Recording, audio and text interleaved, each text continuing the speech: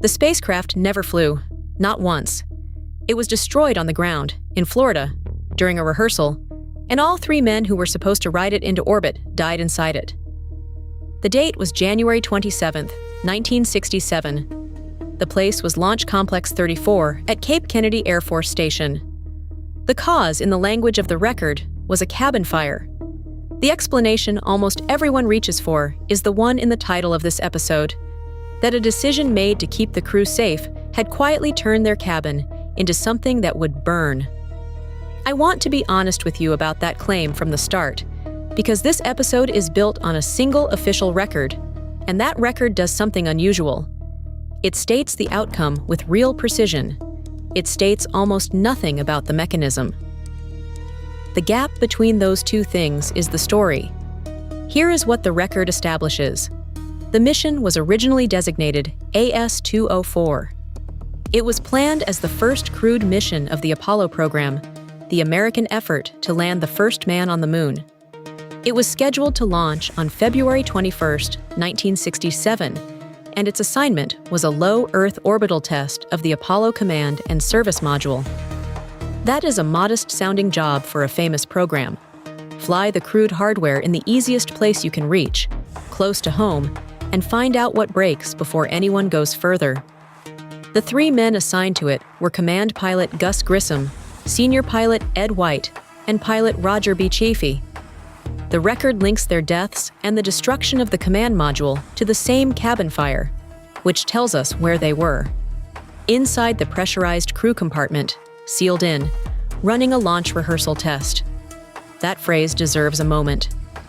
A launch rehearsal is not a launch. Nothing is supposed to leave the pad. The entire point of the exercise is to move risk forward in time and reduce it, to find the problems in a controlled setting rather than in flight. Reading the record as an engineer would, this is the interpretation that keeps returning. The crew died in the part of the program specifically designed to be survivable. Confidence had to have been high, and the schedule is the evidence for it. You do not put 3 people inside a spacecraft and pressurize it unless the organization around them believes the vehicle is ready enough for human beings. A launch date 25 days out is not a tentative gesture. It is a commitment made in public, with hardware, with a crew, with a launch complex reserved. That is an inference about institutional confidence, not a documented finding, and I will keep those 2 categories separate throughout. Now the part where a careless script would start inventing. The record supplied for this episode contains no warning signs, no anomaly log, no memo from a worried engineer, no dissenting voice overruled by a schedule. Those documents may well exist in the investigation archive, and the historical literature on Apollo 1 is extensive. They are not in front of me, so I am not going to describe them, quote them, or hint at them, because the fastest way to turn a real disaster into fiction is to fill a silence in the evidence with something that sounds like a warning. The claim in the episode title is the single most repeated explanation of this fire, that the cabin environment chosen to protect the crew was the same environment that made an ordinary electrical fault unsurvivable. It is a coherent engineering story. Fires need 3 things in rough terms: something to ignite, something to burn, and an atmosphere that supports combustion. Change the atmosphere inside a sealed vessel, and you change how a small fault behaves, potentially by a lot. What I cannot do is present the specific technical mechanism as established by the evidence in front of me, because this record documents the fire and its consequences without specifying the cabin conditions or the ignition path. The verified core is unambiguous, and it is terrible. A cabin fire during a ground rehearsal killed Gus Grissom, Ed White, and Roger Chaffee, and destroyed the command module. The mission never flew. The cascade is short because there was nowhere for the consequences to go except backward into the program. The February launch did not happen. The first crewed Apollo flight, as planned, ceased to exist. The command module, the only pressure vessel that mattered, the one piece of hardware standing between 3 people in vacuum, was gone as a physical artifact, which means the wreckage itself became the primary evidence. AS-204 was a file number. It was the kind of designation programs use before a mission earns a name, and it is how the flight appears in the earliest paperwork. The crew had chosen a different name for their mission, Apollo 1. They did not get to fly under it. After the fire, NASA made that name official in their honor. There is something quietly devastating in that administrative act. The first crewed mission of the Apollo program exists in the historical record, not as a flight, but as a memorial. And the name on it is the one the three men picked for themselves while they were still preparing to use it.